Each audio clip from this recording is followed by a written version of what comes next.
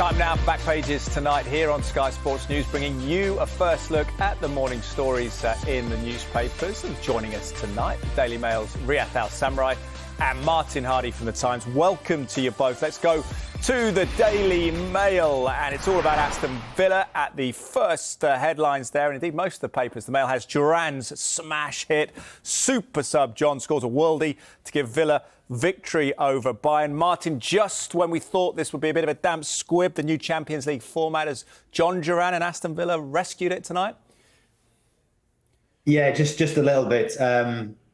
They've really tapped into the history, Aston Villa, in the last month or so. There was obviously the great sadness of Gary Shaw's death, but then we had Peter With before the game on the television and Dennis Mortimer, and a reminder of, you know, you are never forgotten when you write these glorious chapters in football club's history from 42 years ago. And, you know, an extraordinary atmosphere at Villa Park tonight.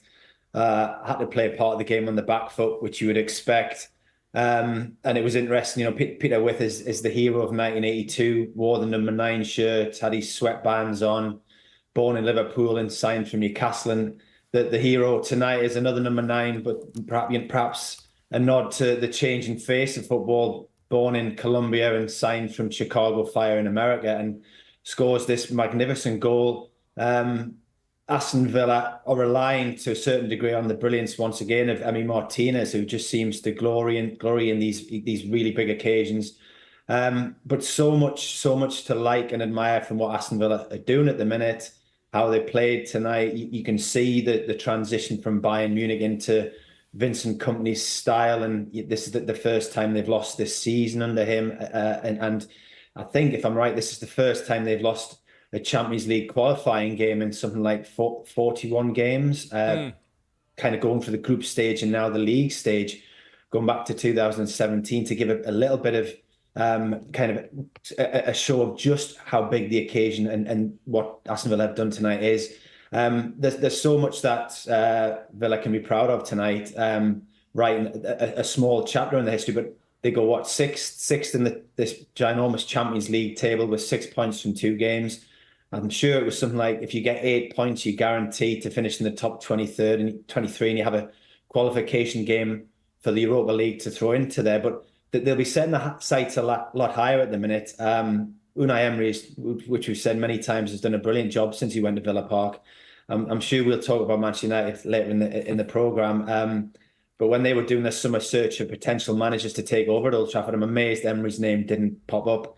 Great knowledge of European football, great success in European football, and has turned around a group of players that certain people were writing off to write this glorious chapter tonight. And if he stays there, you suspect there's a lot more to come from Aston Villa under him. Fantastic achievement by Unai Emery, isn't it? Let's go to the back page of the Times, Riyadh, with the headline, Duran stirs memories for battling Villa. Super sub scores late winner to sink Bayern after replacing Watkins. 5th goal that he scored off the bench, Riyadh. Scored 6 all told. And Martin mentioned the late, great Gary Shaw and, of course, Peter With, who scored the only goal in the 1982 final. Is it time that Villa played a front two? Does Unai Emery need to go back to the past? 4-4-2, what do you think?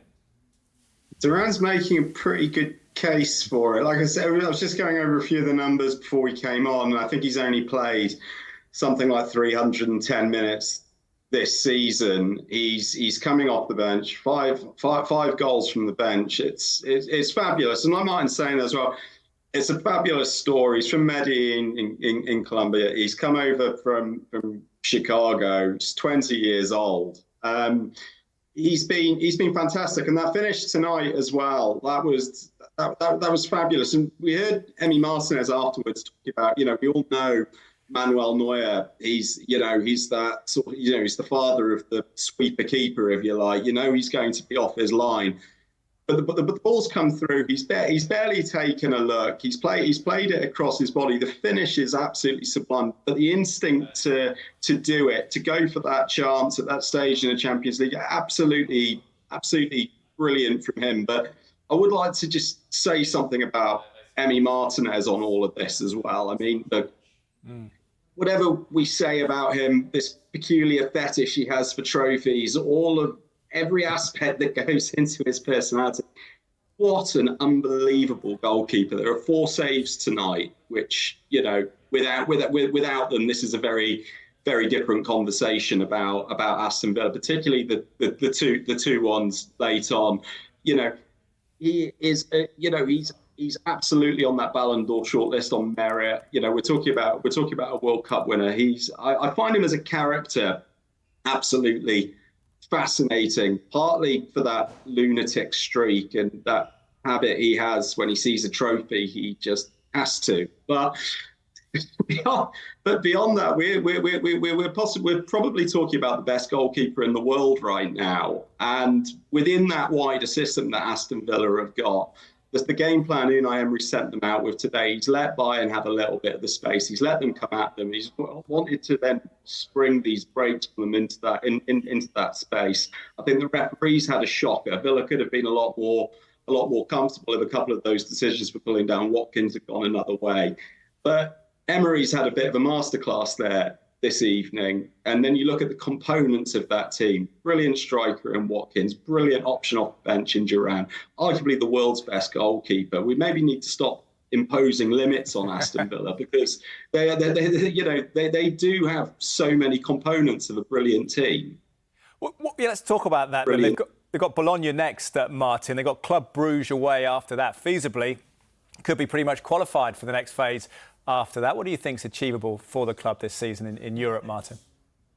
The biggest problem Aston Villa are going to have is if they become victims of their own success. They're going to look for a strong Premier League season. They're still in the Carabao Cup. The FA Cup is to come. They've got the Champions League extended stage. They've now got international players heading off all over the world. That's 5 competitions that Unai Emery has to kind of keep his eyes on and make sure that the squad is fresh. I understand why PSR is there and the kind of the structure it wants and to not jeopardise a football club's future, and also not have somebody just throw a pile of money to win something. But a club like Aston Villa, and it happened to Newcastle last season, they're trying desperately hard to catch up, and that the size of the squad, which we see at Manchester City and Arsenal are getting there, is so huge that you have to be able to add bodies and quality bodies.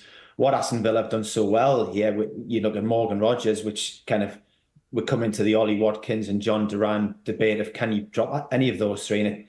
Can you drop Rogers? Can you drop Watkins? I'm not sure you can at the minute, although John Duran's making this emphatic case to be started in the team. But Rogers cost 10 million plus 5 add-ons, and John Duran was 15 million. So the recruitment has been really good, and they've got a very astute manager. It's just a case of, can he keep getting performances out of these players? We're just in the start of October today, and they've worked extremely hard tonight to stay in the game with Bayern Munich at times. Yes, there could have been a red card earlier on, which would have helped them, but it would have taken away a bit of that last minute, that last 10-minute glory that they found in the game. But they've signed good players like Torres has come in and done really well, and Diego Carlos is a solid defender that's got his place back in the side now. And clever buys like picking up Ross Barkley from Luton Town as well. But they need to have more bodies in that squad, and you would hope that they will be able to financially afford to do that in January. Once the club has momentum like this, and one of the game's big clubs that's been dormant for a long time, it makes everything a lot more interesting. You could see the excitement inside Villa Park tonight. You could see the excitement in St James's Park a year ago. These are the clubs that bring something fresh to the Champions League rather than that staleness of the same old, and clubs pulverising smaller clubs from very lesser leagues. So yes, it's great to see Villa doing so well. We hope they stay there. They just might find the squad stretch as the season progresses. Yeah, great to see Aston Villa back, and certainly it was a masterstroke by Emery to keep hold of John Duran in the summer. Let's talk about Bayern Munich and England's striker Harry Kane. Got criticism from Bild in the build-up to this one. Riyadh, the accusation he doesn't turn up in the big games despite averaging more than a goal a game at Bayern. What do you think the impressions would have been of that performance? What were yours of that performance? Yeah, it's a difficult because, well, there's two things. One, was sort of a fairly committed defender of Harry Kane. I find most criticisms of him that go to those lengths quite objectionable.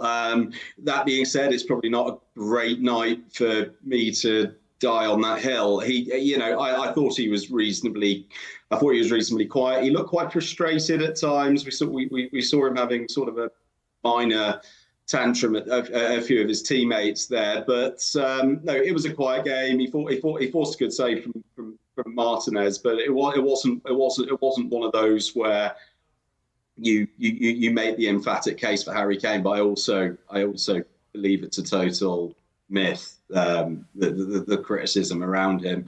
So I wouldn't give that credibility in the first place, particularly since he's gone to Bayern Munich and he's breaking all records over there. The fact that they didn't win the Bundesliga last season, I think, would fall more widely than. Well, I don't think the blame for that would go anywhere near Harry Kane, quite frankly.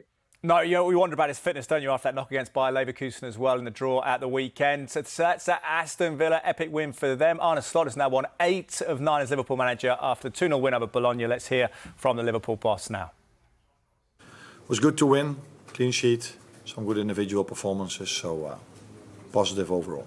I think I heard you say in an interview earlier, though, as well, that there was room for improvement again. You also said that after Wolves. So what does it say about your side that when you're not necessarily at your best levels, that you're able to churn out wins like this? Yeah, the thing is, you will probably never reach perfection. You're always aiming for perfection, but you will never reach this. But we can improve. We have to improve. That's clear. But there are also a lot of positives to take from tonight and also from the other games.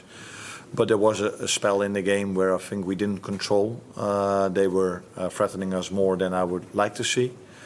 But again, this is normal. I saw a lot of games yesterday. I saw some games before we played in the Champions League. It's never that only one team plays. There are always 2 teams playing. And I think for most part of the game, we controlled. We had more ball possession, but they threatened us, especially last phase of the first half a few times as well. Fascinating that, isn't it, Martin? Very candid. Is that just an indication of the high standards that Arne Slot's already introduced at Liverpool? Not wholly happy with the win tonight and that wonderful record so far. Yeah, Ali Rudin, my paper, The Times, I can't remember what she said. It was like going out with a lawyer or an accountant after being married to a rock star with Jurgen Klopp.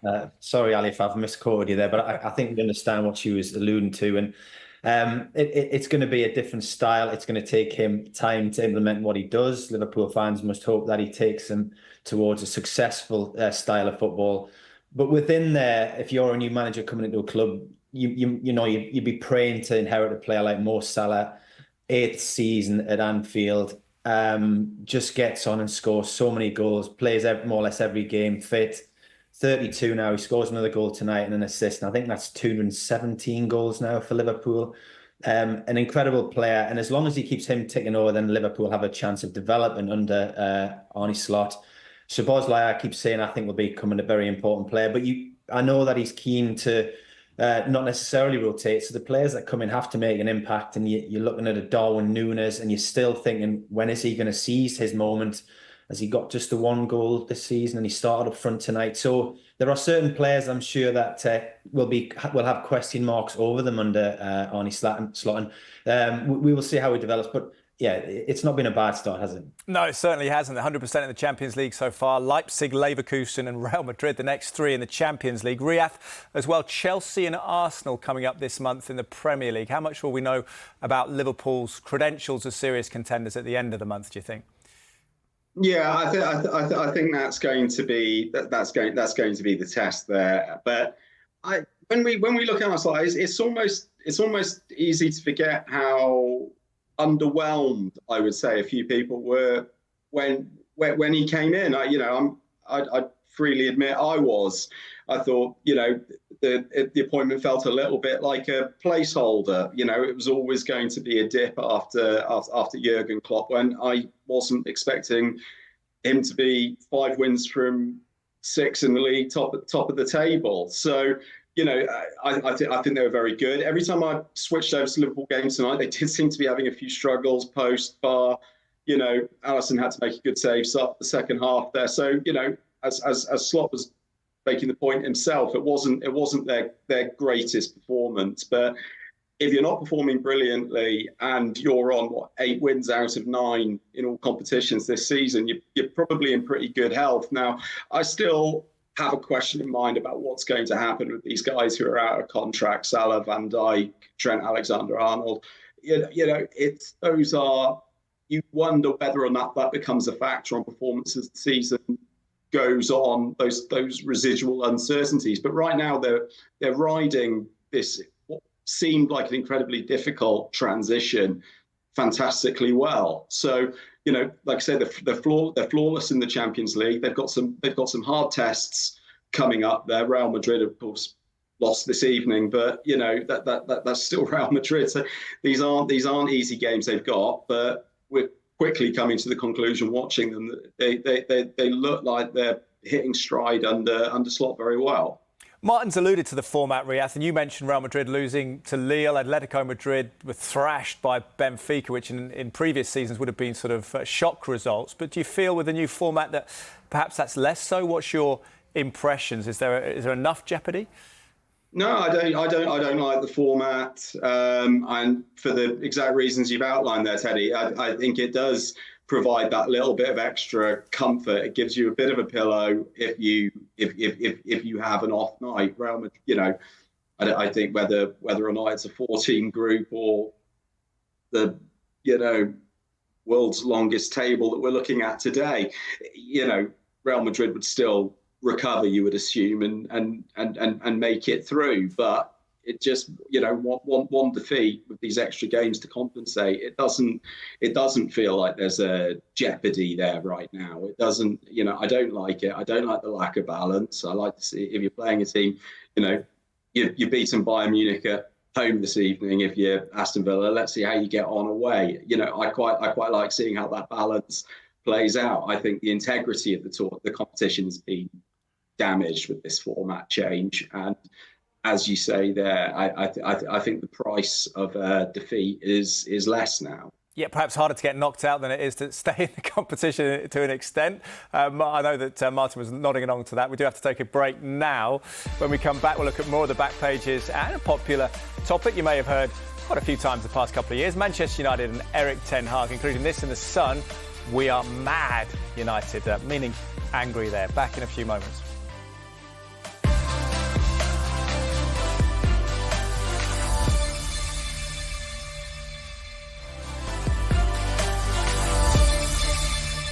Welcome back. You are watching Back Pages tonight, and welcome back. The Daily Mail's Riath Al-Samurai and Martin Hardy from The Times. Let's talk Manchester United and the ongoing Erik ten Hag saga. We're mad United. We showed that before the break. Charlie Wyatt, friend of the show, reporting here in The Sun.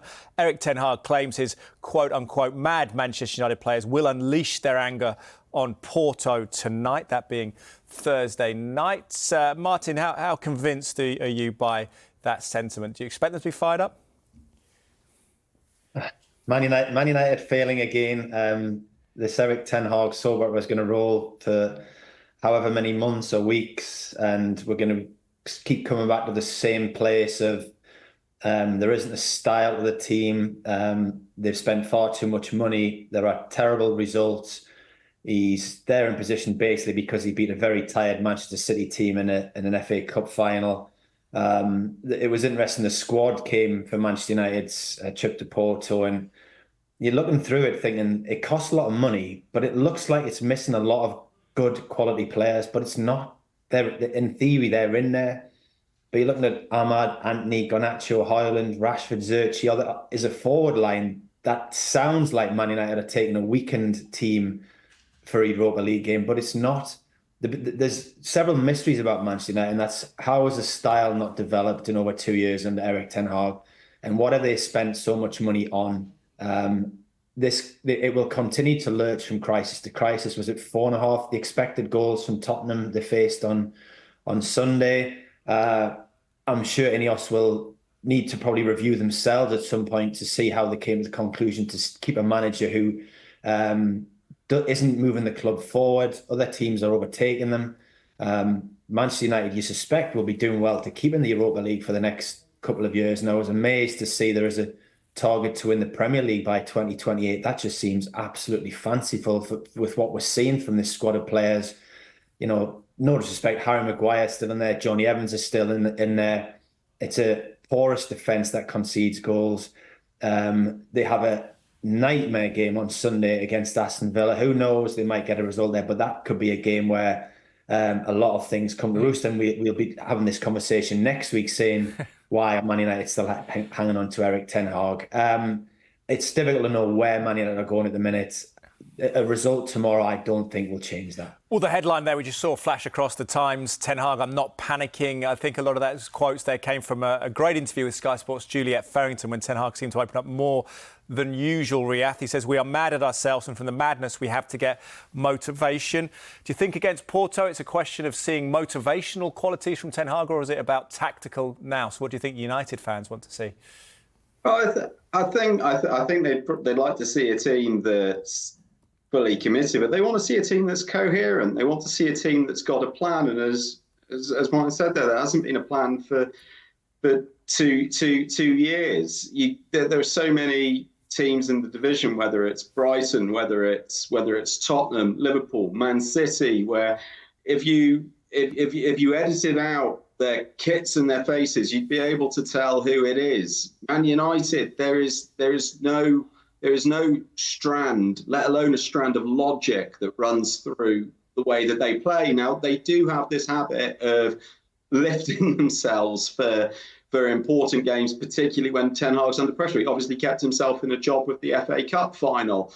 Maybe these games against Porto and Aston Villa, he'll pull something out of the hat.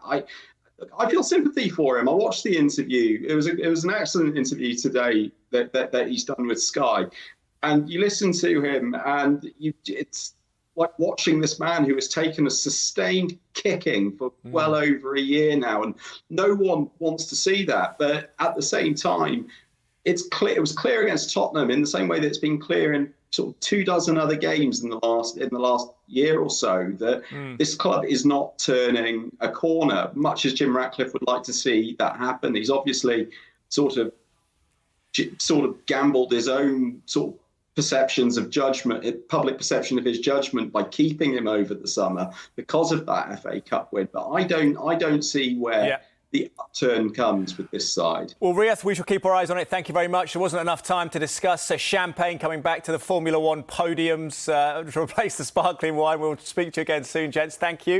If you missed the show, another chance to see it at hour. Also available as a podcast, Spotify, iTunes, or wherever you get your podcasts as well.